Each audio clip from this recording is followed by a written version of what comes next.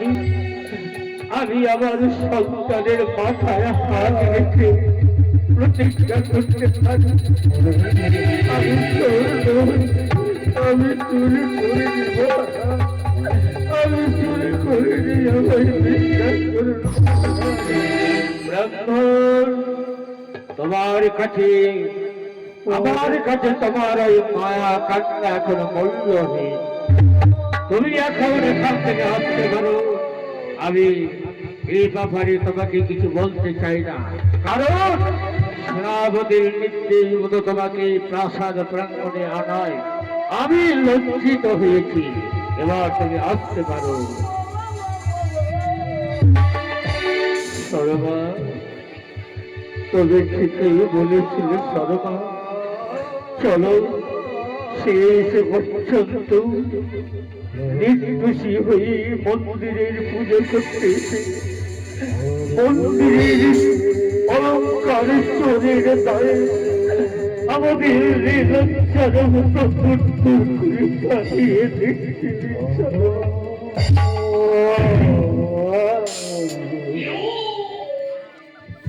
মহারাজ, মহারাজ, কি করলেন মহারাজ? এতদিন মাধবের অলঙ্কার পূর্ণ ছিল, এই ব্রহ্মরাশার পশ্চাতে অলঙ্কার গেল, কিন্তু একবার চোরেরা কোনদিন চুরি করে শিকার করে যেত নিশ্চয়ই জানেন, কিন্তু তাদেরকে ভালো করে প্রমাণ করে দেখলেন না, তাদের ভূমিকা তদন্ত করলেন না, তারা আসল চোর কে না, আসল দোষী কে না। সেনাপতি, কি বলতে চাও তুমি? তাহলে একবারও তাদেরকে যাচাই করা উচিত। নিশ্চয়ই মহারাজ, চোর কোনদিন শিকার হয় না। আমার বিচারে ওই ব্রাহ্মণের চুরি তদন্ত করা উচিত ছিল, সে আসলে দোষী কি নির্দোষী। আর সে বলেছ সেনাপতি, এবার যাও ওই ব্রাহ্মণীকে অর্থপথ থেকে ফিরিয়ে দাও যথার্থ মহারাজ। ব্রাহ্মণ ফিরে এসো, মহারাজ তোমায় ডাকছে। ও মহারাজ ভালো মানুষ, বুঝতে পেরেছে আমি চুরি করিনি, তাই তো? আমি জানি না মহারাজ কি জন্য ডেকেছেন, মহারাজের কাছে গেলেই বুঝতে পারি। মহারাজ আমায় ডেকেছেন মহারাজ, আমি জানি আপনি খুব ভালো মানুষ, উদারতা। আমি সত্যি বলছি মহারাজ, আমি ছোট এবার আপনার ভুল ভেঙেছি। ব্রাহ্মণ, অপরাধ নেবেন না। আবার রাজ বিচারে এই সিদ্ধান্ত, তোমরা আসার পর যখন মন্দির প্রাঙ্গণে অলঙ্কার নির্দেশ হয়ে গেল, তাই আমার বিচারে আমি তোমার ওই ঝুলি খানাকে তদন্ত করতে চাই এবং প্রমাণ হোক তুমি আসল দোষী কে না। মহারাজ, শেষ পর্যন্ত আপনার মনে সন্দেহর বাসা, তাই যদি হয় মহারাজ, দেখুন দেখুন আমার ছুরিখানা তদন্ত করে দেখুন। সেনাপতি, আমি তোমাকে আদেশ করছি, এইবার ভিখারির ঝুলিখানা সূক্ষ্মভাবে তদন্ত করা হোক যথার্থ মহারাজ, আমি তাই করছি।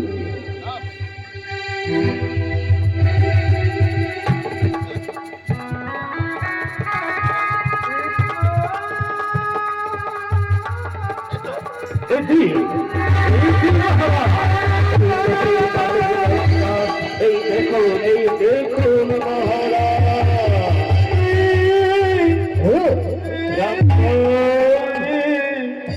অবাক হচ্ছে তোমার চরিত্র দেখে। শেষ পর্যন্ত এই অলঙ্কারের লোভ সম্পন্ন না করতে পেরে চুরি করলে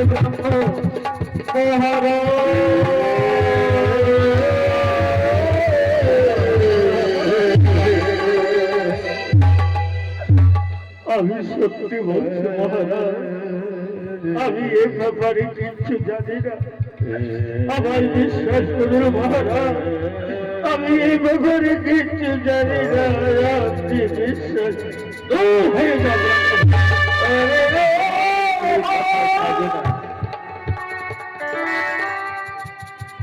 ব্রাহ্মণী, তোমার স্বামী এ ব্যাপারে কিছু জানে না, তাহলে তুমি নিশ্চয়ই জানো। না না মহারাজ, আমায় বিশ্বাস করুন, আমি আপনার মেয়ের মতো, আমি মিথ্যে কথা যে বলতে পারি না। আমায় বিশ্বাস করুন, আমি চুরি করিনি, আমার স্বামীও চুরি করিনি মহারাজ, আমার স্বামীকে আমি ব্রাহ্মণী, আমি লজ্জিত। তাহলে তোমার ছেলে চুরি করেছে? আমি চুরি করিনি মহারাজ, আমায় বিশ্বাস করুন। আমার বাবা চুরি করেনি, আমার মা চুরি করেনি, আমি চুরি করিনি। আমাদের বিশ্বাস করুন মহারাজ, আমরা চোর নই, তাকিয়ে থাকি তবু চুরি করিনি। সেনাপতি, এদের মুখ থেকে আসল কথা বের হচ্ছে না, কি করব মহারাজ?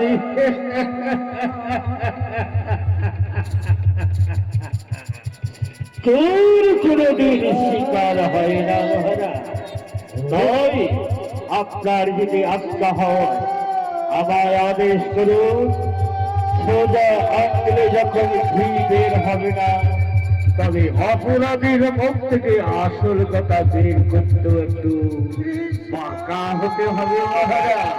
শত্রু চালে মালে যখন ঝুলিতে ধরা পড়েছে, এবার আসল কথাও বের হয়ে আসবে। বেশ, তাহলে আমি তোমাকে আদেশ দিচ্ছি মহারাজ। শুধু আদেশ বললে চলবে না, আমার ভিতরে অপরাধীকে যা দণ্ড প্রদান করা তা দণ্ড করি। কিভাবে হোক চোরের মুখ থেকে যদি আসলে কথা না তাহলে আপনাকে না বলে পারবে না, কারণ চোখের সামনে চোখের আমি আপনার পুরোপুরি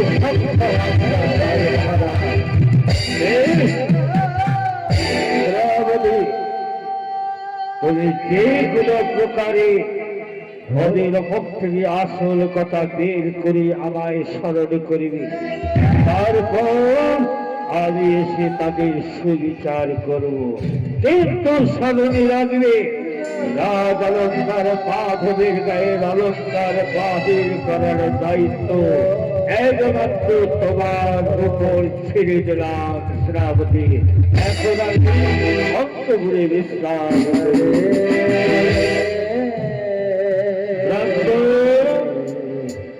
বলো বলো, কেন চুরি করেছিলে?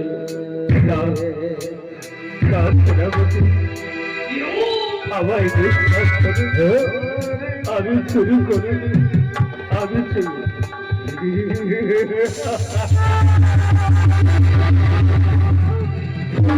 করনি বলে চলে দেখে গেলে তাই না?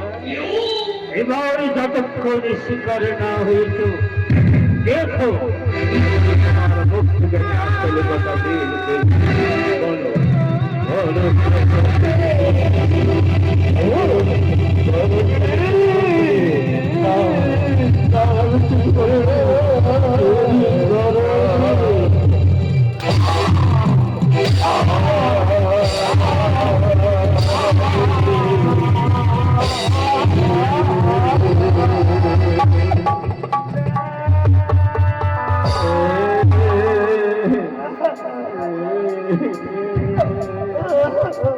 সেনাপতি, আমার স্বামীকে আমার স্বামী চুরি করেনি, আপনার তোকে পায়ে ধরে বলছি, ও তোমার স্বামী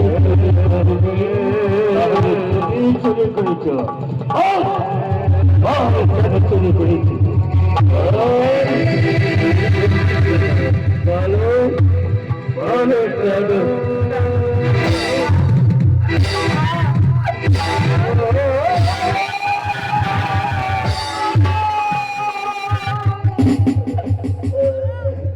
সেনাপতি বাবু আমার মাকে মেরো না সেনাপতি বাবু আমার মা চুরি করেনি সেনাপতি বাবু আমি আপনার পায়ে ধরে বলছি সেনাপতি বাবু আমার মা চুরি করে তোর বাবা চুরি করেনি তুই চুরি করেছিস বল বল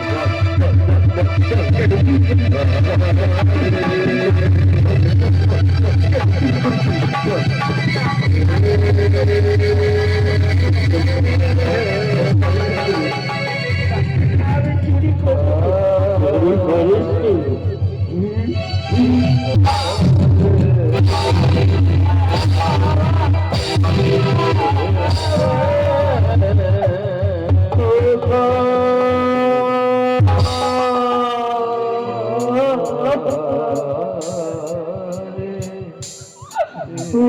করবো বাবা আমায় মেরেছে বাবা ওরা আমাকে মেরে ফেলবে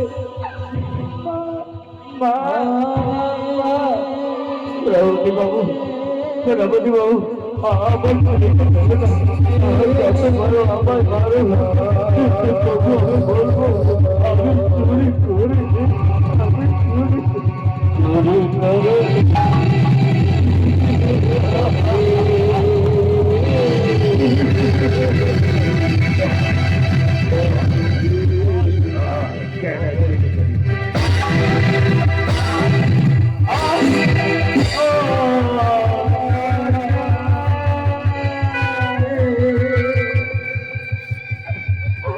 আমার স্বামীকে মেরো না আমার স্বামীকে মেরো না সেনাপতি বাবু আমার স্বামী চোর না তোমার স্বামী চোর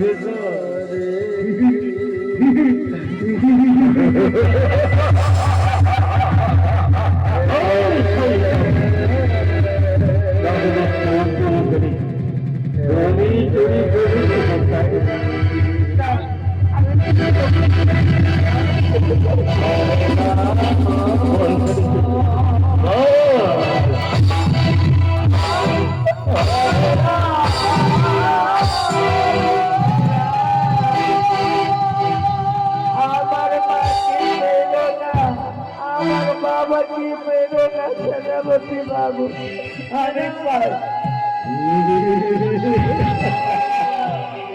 এইবার দেখো ব্রাহ্মণ ব্রাহ্মণী যতক্ষণ তোমরা আসল কথা না বলেছ ততক্ষণ তোমার ছেলেকে মাত্রে মাত্রে নিয়ে যাবো এবার মা বাবা সন্তানের মৃত্যু কামনা করো আমার ছেলেকে বেরো না আমার ছেলেকে বেরো না আমার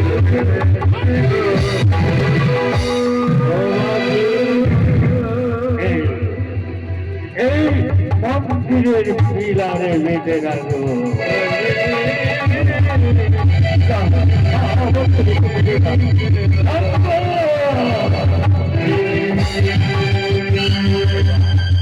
তোমাকে তোমাকে এই মন্দিরের পিলারে বেঁধে রাখবো আর মাঝখানে তোমার ছেলেকে ঘন্টা ভাগ করবো যতক্ষণ আসল কথা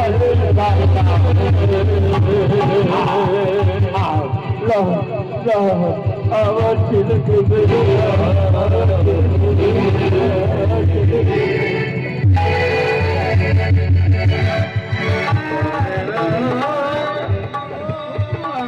আমায় বাঁচাও মা মা আমায় বাঁচাও বাবা মা আমায় বাঁচাও মা और ये सही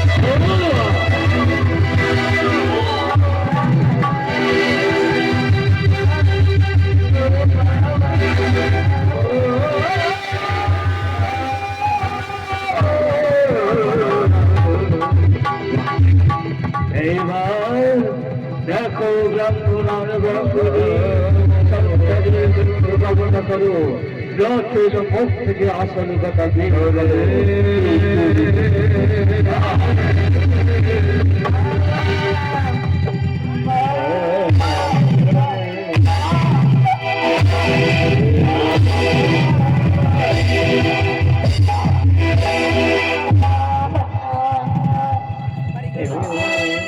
এখনো বলো ব্রাহ্মণ, এবার সবার ছেলে যাবে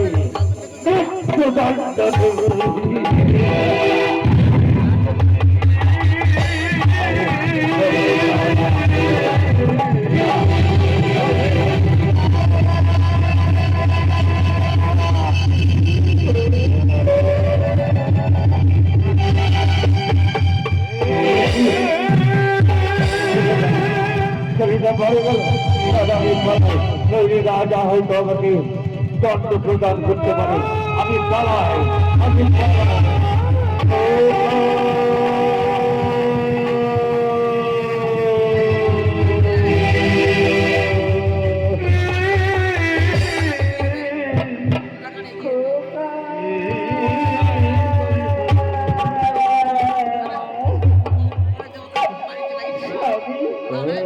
আমার ছেলে কেন কথা বলছে না, মা বলে ডাকছে না কেন? আমার ছেলে কি হলো স্বামী? আমার ছেলে কথা বলছে না কেন? আমার ছেলে কথা বলছে না কেন? তোমার ছেলে আর বেঁচে নেই। আবার তোমার মার বাঁধন থেকে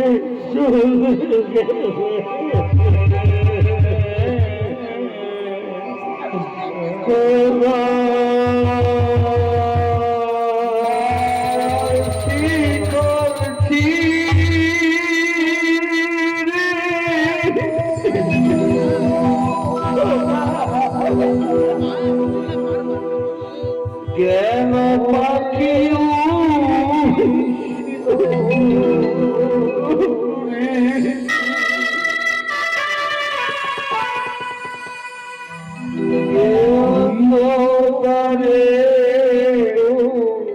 বাধা দিল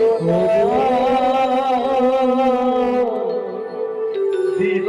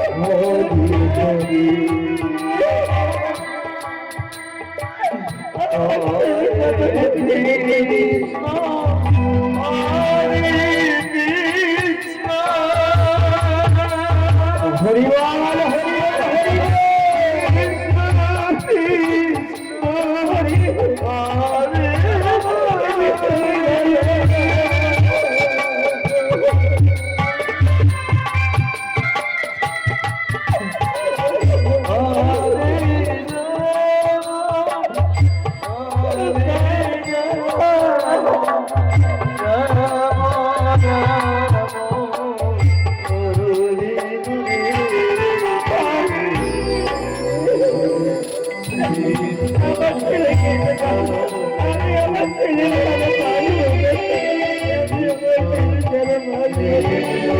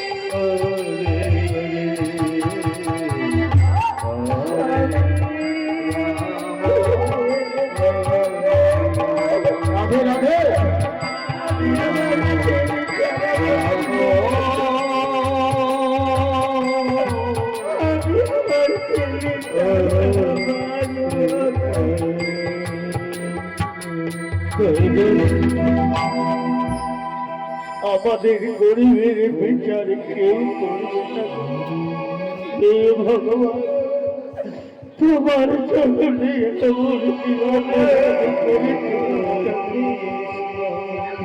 প্রত্যেক বাবা মা চায় যে সন্তান থাকলে বংশীর প্রতি ভবিষ্যৎ বাবা আজ আমার সেই বংশের প্রদীপ আমার বংশের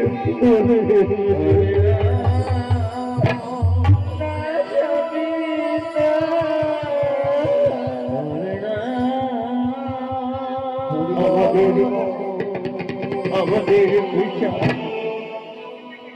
আজ ভগবানের উপর ছেড়ে দিলাম আজ বাবা ওই সন্তানের প্রসাদের কার্যক্রম এই সন্তানকে নিয়ে সুসাদের দিকে এগিয়ে যাও হাতে একটু করে সন্তানের চিতা জ্বালাবার কাষ্ট প্রয়োগ করবার জন্য রাস্তায় রাস্তায় বাবুদের কাছে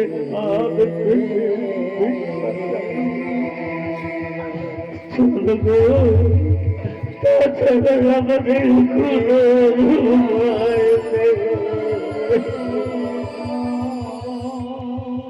হরে কৃষ্ণ হরে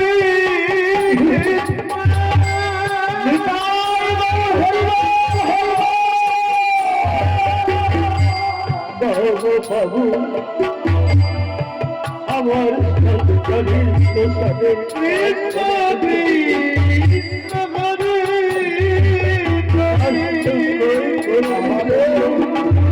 আমার কিছু কাজ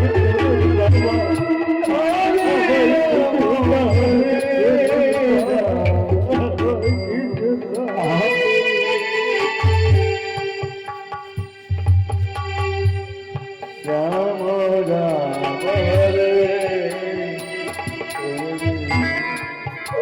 খোকা তোমার কাছে শুনতে চাই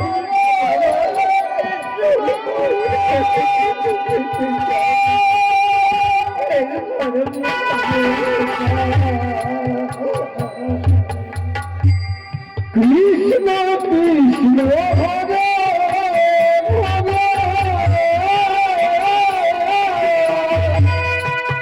এইভাবে গল্প তার ছেলেকে শ্মশানের ঘরে বাবুদের কাছে হাত পেতে ভিক্ষা চাচ্ছে শ্মশানের কাষ্ঠস্থ আমার সন্তানের শ্মশানের কৃষিকার্য করার জন্য